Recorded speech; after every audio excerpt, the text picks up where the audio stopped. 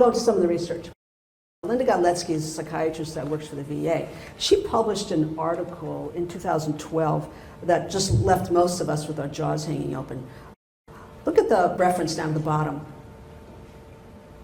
Her sample size was 98,609 patients. Has anybody ever seen a sample size that big? It's sort of eye-popping. But what she found was that the hospital utilization was decreased by 25%.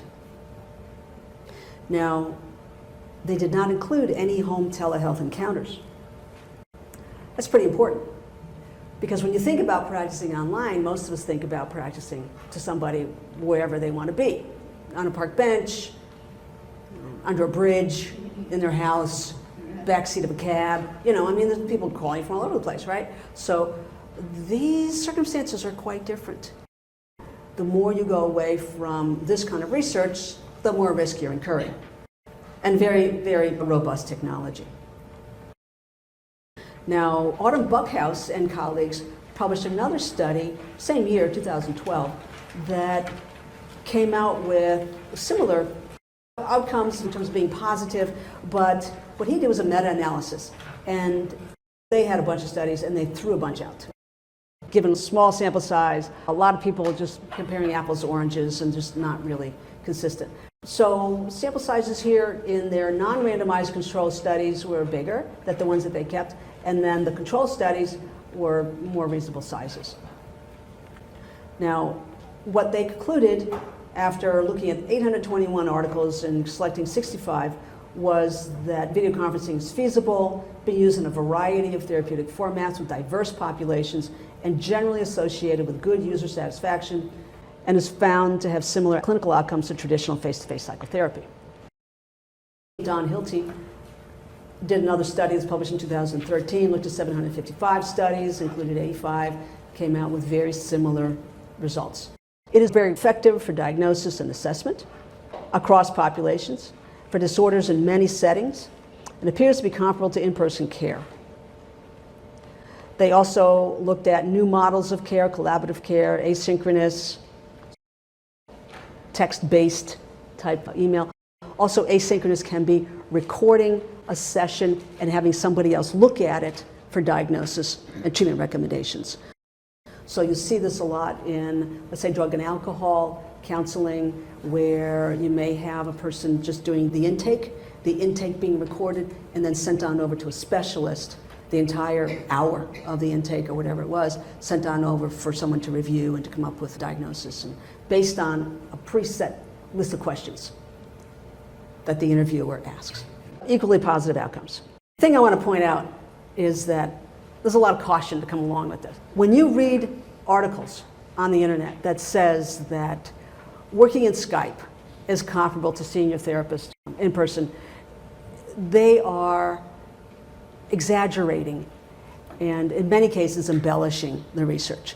Because if you stop and think about the model I just explained, you've got a very controlled group of people that go into a study that is run usually by a university, and they come from referral sources that really serve as a backup.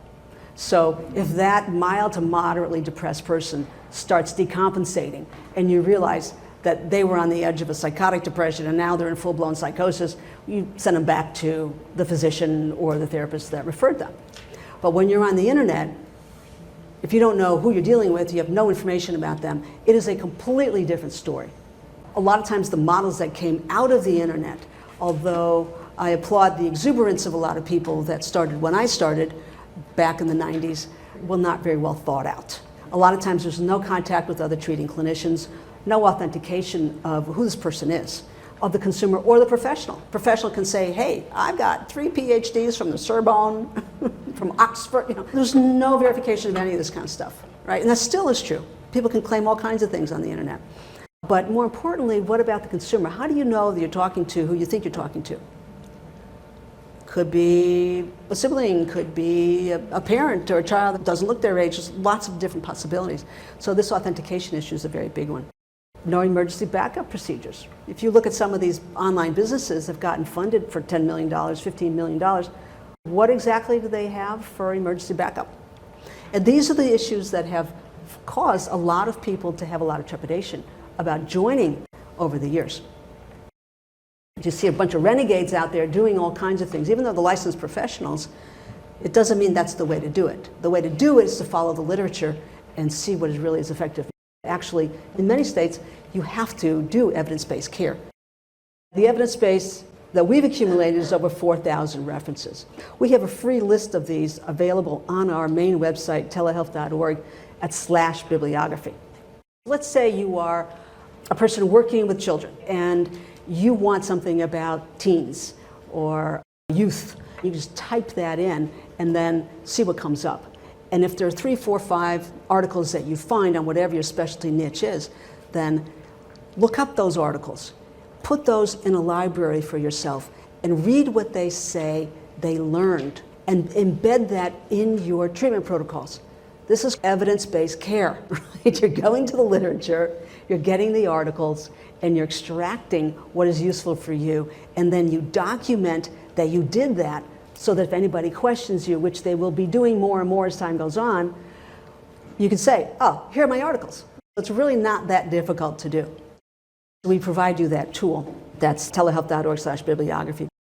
Now, when we start looking at that, you'll see that there are benefits, and this is a long list of benefits. But I want to point out efficacy is on par with in-person care for many groups. We've had a lot of people try to prove that telehealth is not the same. It's not the same.